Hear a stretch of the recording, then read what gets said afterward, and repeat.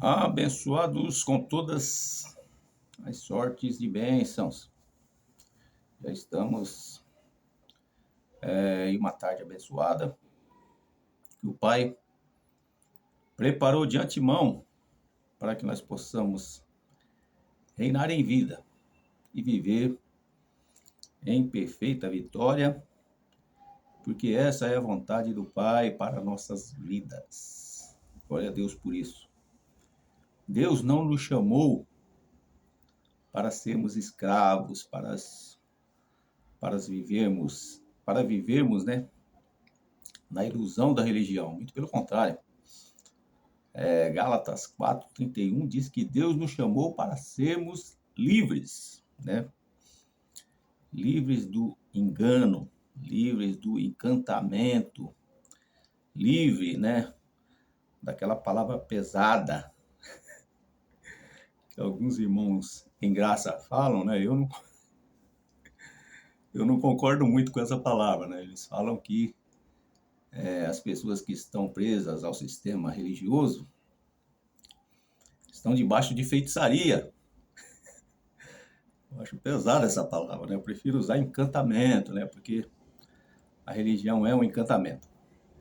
Mas eu gostaria de ser breve com você, querido. Eu gostaria de chamar a sua atenção para falar sobre um tema muito forte, né? Chamado inferno. Meu Deus do céu, inferno. Né? E surge, né, um monte de perguntas em nossa mente. Inferno existe, não existe? É literal, é figurado? Quem falou, quem não falou, quando falou, para quem falou, enfim. E eu gostaria de chamar a tua atenção rapidamente aqui, querido, para nós lermos somente duas referências bíblicas aqui, né, para nossa breve meditação. Primeiro, é aquela história clássica, né, que você conhece. Lucas 16, a partir do verso 19. Deixa eu ser breve aqui. Diz aqui: ora, havia um homem rico e vestia-se de púrpura e de linho finíssimo, e vivia todos os dias regalada e esplendidamente. Havia também um certo mendigo, chamado Lázaro, que jazia cheio de chagas à porta daquele, e desejava alimentar-se com as migalhas que caíam da mesa do rico, e os próprios cães vinham lamber-lhe as chagas. E aconteceu que o mendigo morreu, e foi levado pelos anjos para o seio de Abraão, e morreu também o rico, e foi sepultado. 23. E Luades ergueu os olhos, estando em tormentos, o rico, claro, né? E viu ao longe Abraão e Lázaro no seu seio. Ou seja, Lázaro aqui estava no céu, no seio de Abraão, e o rico estava no inferno. E chamando disse: Abraão, meu pai, tem misericórdia de mim e manda Lázaro que molhe na água a ponta do seu dedo e me refresque a língua, porque estou atormentado nessa chama.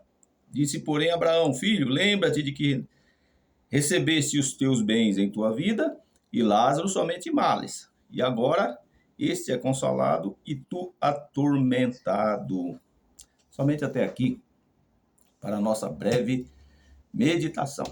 E existe um outro versículo também que é textuário do sistema religioso, que eu quero ler também, que está em Mateus 10:28.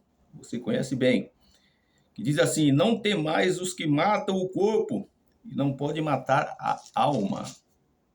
Temei antes aquele que pode fazer perecer, nós vamos entender também sobre essa palavra, no inferno a alma e o corpo.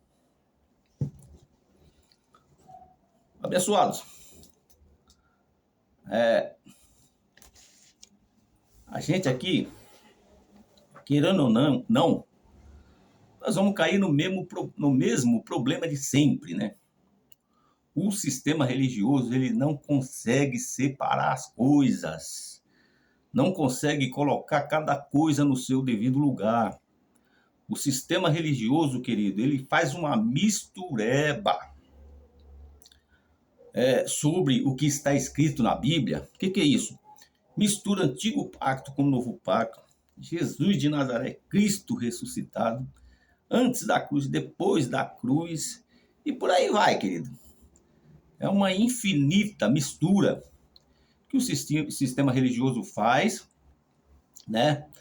E, infelizmente, né, os incautos, quem são os incautos? Aqueles que têm falta de conhecimento e informação, acabam, né, como a gente diz em graça, comendo desse reggae. E é aí que está todo o problema, porque é como se fosse, sabe, proliferando, né?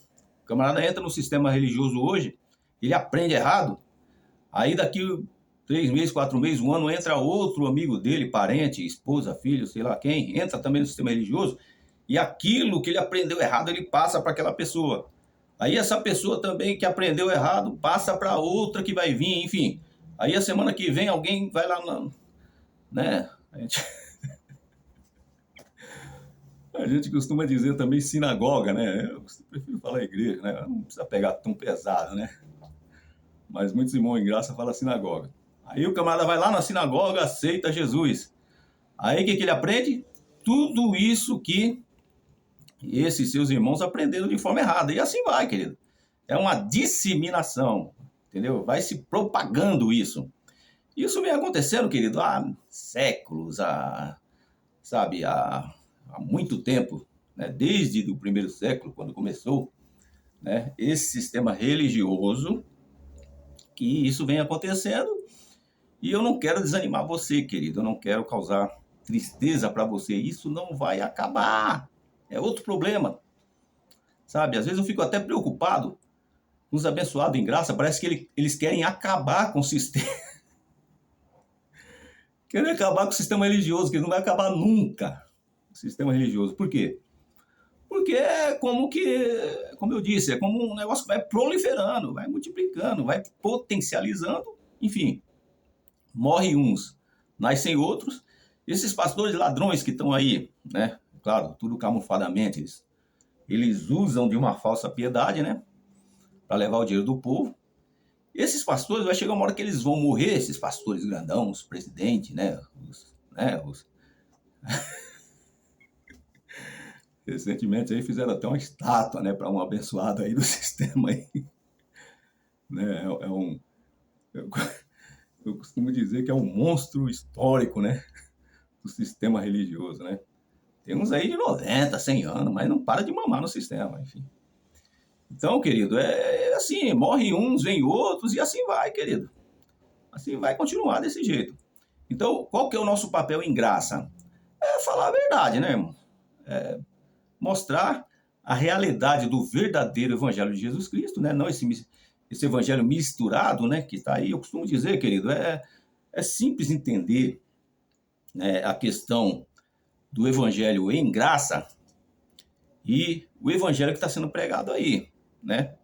Por exemplo, você tem carro como eu, você vai num posto de gasolina, você vai abastecer seu carro. Você chega lá, chega pro frentista e diz, olha, coloca R$ 100 de gasolina. Só que não está escrito ali na bomba de combustível que aquela gasolina é pura. Não está escrito. Que é adulterada. Não está. Está escrito gasolina. E você está pagando pela gasolina, né? Você não sabe se é adulterada. Só que a gasolina é adulterada. Aí você começa a andar com o carro, o que vai acontecer? Você vai ter problema nos bicos injetores, né, do seu carro. Você vai ter que contratar um mecânico, vai gastar dinheiro para arrumar aquilo. Por quê? Porque você consumiu uma gasolina adulterada, não foi uma gasolina pura, né? Vamos trazer isso para, né, o modelo religioso que está aí. Você vai numa denominação religiosa, eles não vão dizer para você, muito pelo contrário, eles falam para você que lá é pregado o evangelho da graça. Eles dizem que estão em graça, eles falam que estão vivendo, praticando a graça de Deus. Mas não é a graça de Deus, é uma graça misturada com lei, é uma graça misturada com o antigo pacto, antiga aliança, enfim. Aí o que acontece? Você, como diz, come desse reggae, ou seja, você abastece o seu carro espiritualmente falando. Aí o que vai acontecer? Começa a surgir um monte de medo dentro de você.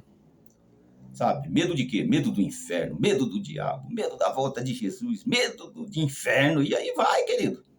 Sabe? Por quê? Porque você está se alimentando, ou seja, você colocou no seu carro, né, espiritualmente falando, uma gasolina, um combustível adulterado, misturado.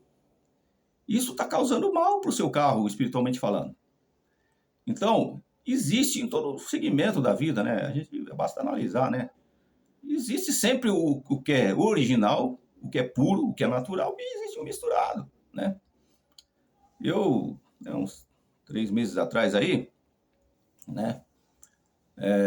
Eu fazendo uns exames de rotina, o médico me indicou tomar alguns suplementos, né? Ômega 3, né? Aquele magnésio, enfim. E eu, né, sem conhecimento e informação, acabei comprando uns produtos, né? Mesmo nessas casas que vendem, né, produtos naturais, tem muita coisa que não é puro, é misturado. Aí eu tava tomando um ômega 3 misturado, um magnésio misturado, e não tava tendo resultado. Aí eu voltei no médico, o médico chegou em mim e perguntou, mas peraí, aonde você está comprando? Eu não, estou comprando na casa de produto natural. Quanto você pagou? Eu falei, paguei X. Ele falou, não está tendo efeito? Eu falei, não. Ele falou, então você está comprando um produto misturado, adulterado. Procure um produto puro, né, natural e o preço justo, né? Você compra coisa muito barata, com certeza a chance de ser adulterado é grande, misturado é grande, né? Aí o que eu fiz? Paguei um pouco mais caro nos produtos, comecei a tomar e, graças a Deus, está tendo resultado. Então, em todo sentido, querido, da nossa vida, se aplica isso, né? Existe aquilo que é puro, aquilo que é natural e aquilo que é misturado. E no Evangelho de Jesus Cristo, querido, a mesma coisa, sabe? Fazendo essa comparação, essa ilustração, é assim que funciona. Esse evangelho que está aí, querido, é um evangelho misturado. Um evangelho falsificado, né? Vem com uma embalagem, né? Bonita, lógico, né? É assim que funciona o sistema religioso, uma embalagem bonita, né? Vem bem envelopado, né? Vamos dizer assim. Mas, na verdade, o produto interno, né? Ou seja, o produto de consumo em si, é um produto misturado, entendeu? Isso vai causar uma série de transtornos espirituais, emocionais, enfim, até doenças, né? Porque se você analisar, querido, pela lógica da ciência, medo e ansiedade, querido, é uma doença. O que você vê mais, querido, no sistema religioso é pessoas ansiosas. Ansiosas por uma coisa. Olha que interessante, querido. Ansiosas por uma coisa que não vai acontecer. O crente, ele vive nessa ansiedade. Jesus vai voltar. Eu estou com medo de morrer e ir para o inferno. Olha, o diabo pode atacar a minha vida, a minha família. Sabe? Isso gera uma ansiedade, uma frenesia. Por isso você vê essas igrejas, as pessoas estão... As pessoas estão piradas, amigo. As pessoas estão piradas, uma frenesia terrível, né? Aquela ansiedade, as pessoas não têm paz. Por quê? Porque na mente delas estão carregando o medo do diabo, o medo do inferno, o medo da volta de Jesus e por aí vai. Sabe? Quando não, você encontra uma série de pessoas no sistema religioso depressivas. Por quê? Porque a palavra depressão e ansiedade, né, tem esses dois significados. Depressão é você querer viver de passado, né? E ansiedade é você querer viver de futuro. Né? Então, de um lado, você vê que o sistema religioso ele é futurista, ele futuriza tudo, a volta de Jesus, o diabo, que vai aparecer ainda, né? Já está aí, mas enfim, eles veem o diabo também como o anticristo, como a besta 666 que vai surgir no mar. Pega aquelas histórias do Apocalipse e traz para o literal, né? Então, o que acontece? E depressão é você viver de passado, sabe? Quando você fica lembrando o seu passado, você... aí, aquele sentimento, aquele remorso, isso aí gera depressão, doença. Então, se você generalizar, o que você vê no sistema religioso, que eles são pessoas doentes, pessoas depressivas e pessoas ansiosas, sabe? Quantas vezes eu encontro por aqui, onde eu moro mesmo, uns abençoados, querido? 10, 20, 30, 40, 50 anos de crente, andando de cabeça baixa, anda devagarzinho. Você conversa com ele, fala, ô meu irmão, tudo bem? Irmão, estamos aí na luta. Irmão, o que é isso? Isso é depressão, querido. Depressão religiosa. O camarada às vezes é até bem, ele tem uma casa boa, tem um carro bom, tem uma família boa, sabe? Ele, né, financeiramente vive bem, mas é depressivo. Por quê? Porque está preso a lógicas do passado religiosa, sabe? Ou quando não, é essa ansiedade aí, frenesi terrível, né? Tem uns abençoados que você encontra aí, ele já vem, ô, vaso, opa, não sei o quê, pá, e aí quer entrar no manto ali no meio da rua mesmo, sabe? Isso aí já é um outro tipo de loucura, é ansiedade, sabe? Qualquer coisa já quer falar língua estranha. E não, e pai, a volta de Jesus tá bem, né, irmão? Vigia, a volta de... Sabe? Então são esses dois tipos de pessoas que você encontra, né, por aí. E aí quando você olha para a palavra de Deus, você vê que não tem nada a ver uma coisa com a outra. O evangelho de Cristo puro e genuíno, que foi revelado para Paulo, é o evangelho desse contexto que nós estamos vivendo hoje. Eu já quero ser breve nessa live aqui, e eu quero rapidamente meditar com você sobre esses versículos aí que eu acabei de ler. Vamos meditar primeiro sobre esse de Lucas 16, né? Puxa vida. Todos nós conhecemos, querido, essa história. Lucas 16, 19. O que acontece aqui, querido? Primeira conversa que nós temos que observar aqui. Isso aqui, querido, é uma parábola. Ou seja, não é real. Né? Deixa eu forçar um pouco a situação. Não é verdadeiro. Não existe. Não existe, querido. Não existe. Ah, mas foi Jesus que falou, meu amigo. Jesus, na sua condição de judeu que ele era, praticante, ele tinha que falar muitas coisas do judaísmo, querido. E o judaísmo acreditava muito nessas histórias, sabe? Totalmente judaico isso aí. Não é real, não é literal, sabe? Então, Jesus aí o que estava fazendo? Jesus ele estava dando, fazendo uma ilustração, fazendo uma parábola que o povo judeu costumava fazer.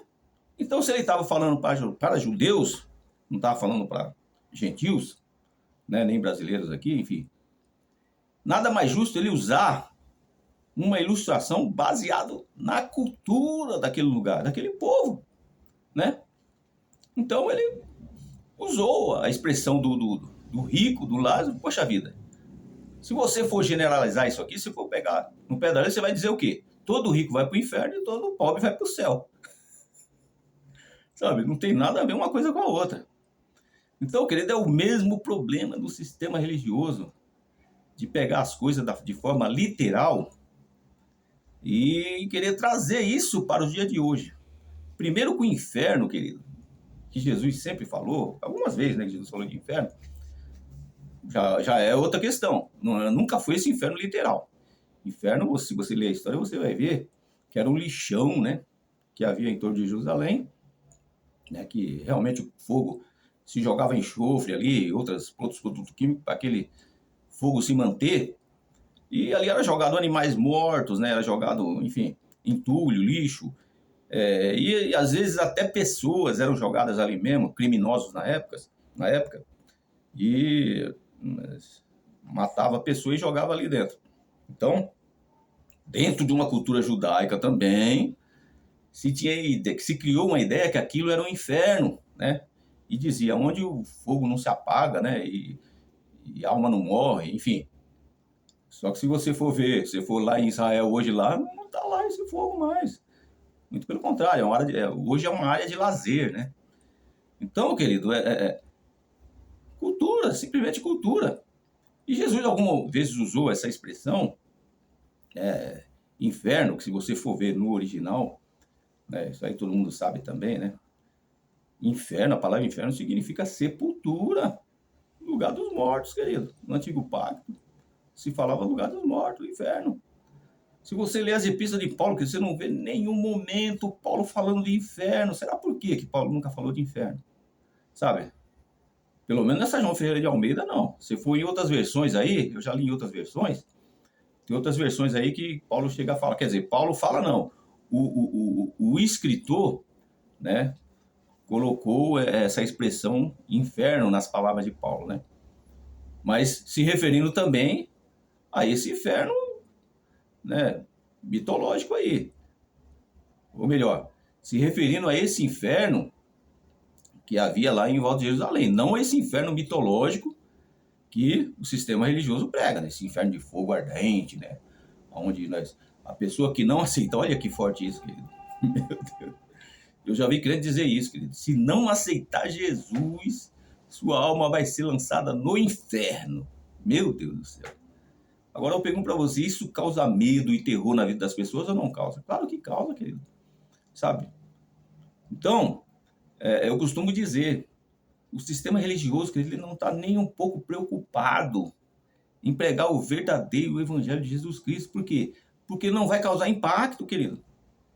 Não vai atrair pessoas, não vai causar medo, não vai causar terror nas pessoas, né?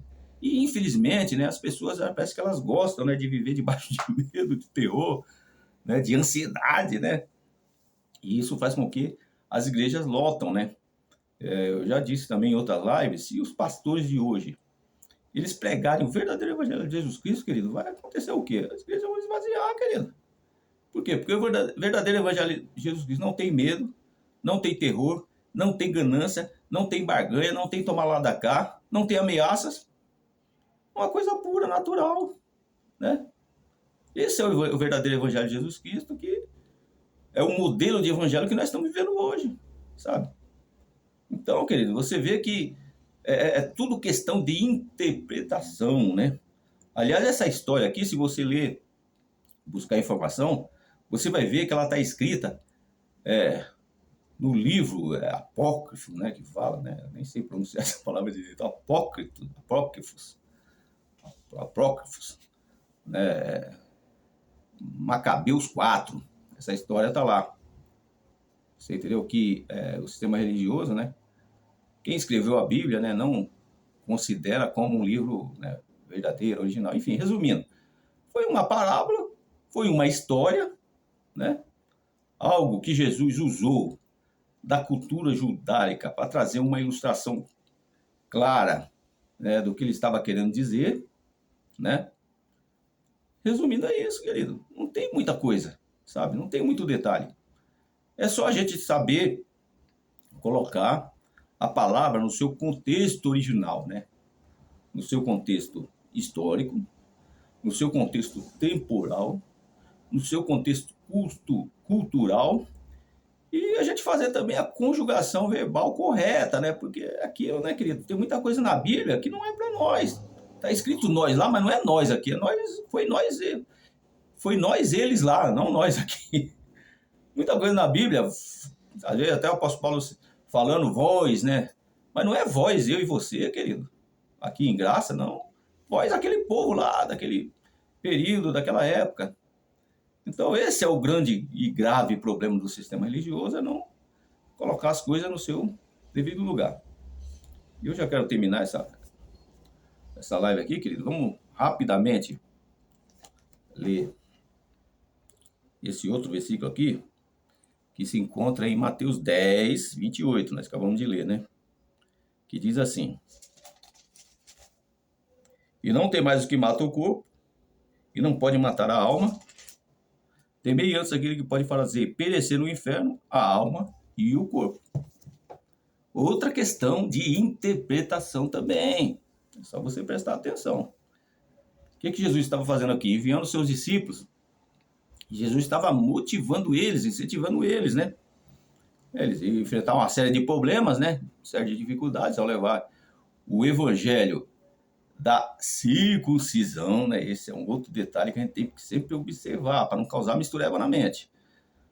Os discípulos de Jesus, querido, foram levantados para pregar o evangelho da circuncisão, o evangelho da lei, antigo pacto, antiga aliança. Somente Paulo foi levantado para pregar o evangelho da incircuncisão. E dentro daquele contexto, sabe? Dentro daquela realidade ali, Jesus estava falando, vocês vão encontrar problemas, mas não temeis os problemas, as dificuldades, as lutas, não temeis antes a Deus. aquele que tem poder de matar a alma e lançar o corpo e a alma no inferno. Aí é outra questão também, querido. Se você trouxer isso para o literal, querido, aí você vai ter outro problema, porque você vai achar que a alma vai para o inferno. E que na verdade vai, né? Se você vai... Você vê que o negócio vai meio que aprofundando assim e dá a impressão que vai misturar tudo, mas não é. Por quê? Porque a alma vai para o inferno, irmão. Se você analisar biblicamente, se inferno é sepultura, a alma é sede das emoções, logo a alma é carne, então a alma vai para o inferno. Corpo e alma vai para o inferno. Agora o espírito, ele vai voltar para... Olha que interessante, querido. Esse dia eu estava meditando e eu não tinha parado para prestar atenção nesse detalhe. Eclesiastes 12:7 diz que o espírito vai voltar para Deus. Olha que interessante isso. Poxa vida, se o espírito, se tivesse escrito assim, o espírito volta para Deus, né? Ou seja, o espírito não é volta para Deus. Se tivesse escrito assim, o espírito, ele vai para Deus, né? Vamos dizer assim. Aí dá a entender o quê? Que nós não tínhamos vindo de lá, né? Então nós vamos para lá, morrer nós vamos para lá. Mas o que está escrito é que o espírito volta para Deus, ou seja, significa que nós já fomos de lá. Sabe, querido, eu e você aqui, querido, nessa existência, nós somos espíritos revestidos de carne. Então o nosso espírito, querido, ele é eterno. Nós já vivíamos lá com Deus na eternidade, lá em espírito, claro. Então, o que a Bíblia diz? Que quando nós morremos, quando nossa carne tombar, o nosso espírito vai voltar para onde ele veio. Então, o espírito ele nunca esteve, querido, o nosso espírito nunca esteve em estado de salvação e condenação, não. O espírito é eterno, querido. É por isso que nós não podemos dizer, querido, que essas pessoas que não pertencem a um modelo religioso que está aí implantado, elas vão para o inferno, vão morrer, vai para o inferno, o espírito, querido, não está sujeito à salvação nem à condenação. O espírito é eterno, ele é puro, ele é intacto. É a igreja de Deus santa e imaculada. Nós vamos voltar para Deus de onde nós viemos. Agora, a nossa carne, a nossa alma, isso sim vai para o inferno. E não é esse inferno mitológico criado pelo sistema religioso, onde você vai sofrer, vai ter que pagar os seus pecados. Olha que loucura. Vai pagar todos os seus erros no inferno. Então, se você pensar assim, você está anulando o sacrifício de Cristo na cruz do Calvário, né? Hebreus 9:16, né? Que diz que nossos pecados foram aniquilados na cruz, né? Hebreus 2:14 diz que o diabo foi aniquilado na cruz, né? Se referindo ao diabo, não o diabo também mitológico, se referindo ao diabo é lei, né? Se você for olhar, se você estudar um pouco, você vai ver que quando a Bíblia fala de diabo, está falando ou da nossa natureza carnal, ou do pecado, né? Ou da lei. Mas enfim, querido, era isso que Jesus estava querendo dizer, né? Jesus falou essa palavra baseado numa cultura judaica da época, tudo cultura, querido. Não tem como mudar isso, sabe? Não tem como você trazer isso para o literal. Se trouxer, vai ter confusão mental, querido. Aí é o que está acontecendo aí. O povo vive numa confusão mental religiosa terrível. Terrível. Por quê? Por causa dessa mistureba toda. Traz para o literal que não é literal. Pega uma figura de linguagem, pega o Apocalipse. Eu vejo, de vez em quando eu vejo aí, que a gente acaba assistindo uns vídeos aí, né? Pastores renomados, famosos, falando que o Apocalipse vai acontecer ainda. É muita loucura, é muita falta de conhecimento e informação, muita, sabe? E traz pro literal, pior é isso, né? Acredita, né, que vai sair a besta do mar, né? E Jesus vai vir nas nuvens, né, com os anjos tocando trombeta, aquela história toda, sabe? Pastores famosos aí, sabe? Por quê? Porque, querido, eles são treinados para isso, eles precisam passar essa ilusão pro povo para manter as igrejas cheias, querido. Se não for assim, as igrejas ficam vazias. Você experimenta, você que é pastor aí, você experimenta abrir uma igreja falando isso que eu estou falando aqui. Meu amigo,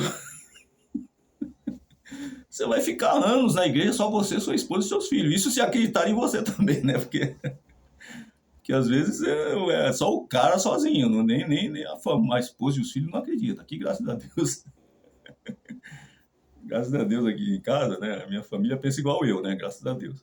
Mas tem lugar aí, querido, que Deus dá a revelação da graça para um abençoado e a mulher continua a mentalidade do sistema, os filhos também. É uma luta terrível. A gente tem que ter muito jogo de cintura para não bater de frente, para não brigar, enfim. Então é assim que funciona, querido. Se pregar esse evangelho, que é o evangelho puro e verdadeiro de Jesus Cristo, ninguém quer, ninguém gosta. A igreja fica vazia, porque o povo gosta de quê? De ilusão. O povo gosta de encantamento. E nós temos que entender isso aí também, né, querido? Porque, de outro lado, é uma obra de Deus, é uma obra do Espírito Santo, né? Quem faz a obra é Deus, eu costumo dizer isso, né? Alguns abençoados aí, né, que eu respeito bastante, mas eles têm algumas falhas também, né? Assim como eu tenho, né? De interpretação. E eles querem meio que forçar, né? Querem meio que, assim, colocar de goela abaixo, como diz, né? O evangelho de graça. E na prática não é... Não, o evangelho da graça. E na prática não é assim, né, querido? Nós sabemos que é uma obra do Espírito Santo. Eu passei 30 anos preso a esse modelo religioso que está aí. Veja, foi um aprendizado? Foi, lógico. Mas tudo aconteceu no tempo, né? No tempo certo de Deus. Deus iluminou meu entendimento. É lógico, nesse espaço de tempo você não pode ficar esperando as coisas acontecer, né, abençoado? Você tem que procurar ler, procurar informação, procurar discernir, orar a Deus, né, buscar direcionamento, enfim, é um conjunto de coisas, né, vamos dizer assim, que vai acontecendo na nossa vida até chegar ao entendimento que Deus quer que você entenda para você sair desse modelo religioso que está aí, né? Então, tem muita gente também que não sai, não vai sair nunca, né? Nasceu filho da escrava, vai morrer filho da escrava, por quê? Porque não busca informação e conhecimento, né, querido? Aí fica difícil, né? Tem gente que abraça as ideias do sistema e tá tudo bem, deixa como é que tá para ver como é que fica. E Deus também não pode fazer nada pela pessoa, por quê? Porque aquilo que eu tenho que fazer, Deus não vai fazer por mim, sabe? Deus, ele faz aquilo que eu não posso fazer. Mas, por exemplo, estudar, né? Buscar informação, buscar conhecimento, isso aí não é Deus que tem que fazer, é eu que tenho que fazer. E Deus, na sua bondade e misericórdia, vai vendo que a gente está amadurecendo, né? Vai deixando as coisas de menino e abraçando as coisas de adulto. Aí Deus chega uma hora que Deus falou, agora é o momento de você sair desse modelo, eu quero te levar para uma outra visão, né? Para um outro entendimento, né? Foi isso que aconteceu com milhares e milhares de pessoas que estão em graça hoje. Então, que Deus, querido, ele possa te abençoar, que Deus possa te dar graça e que você possa interpretar a Bíblia sempre respeitando os contextos, né, querido? Uma palavra dessa que não precisa nem muito detalhe, não precisa muita explanação. É só você perceber tudo dentro de uma cultura judaica, sabe? Tudo dentro de um contexto religioso da época. Não tem nada de literal aí. Figura de linguagem, força de expressão do escritor, né? Uma analogia que Jesus fez. Simples entender. Se você quer ter sua mente misturada, confusa, aí você traz isso aí pro literal, aí você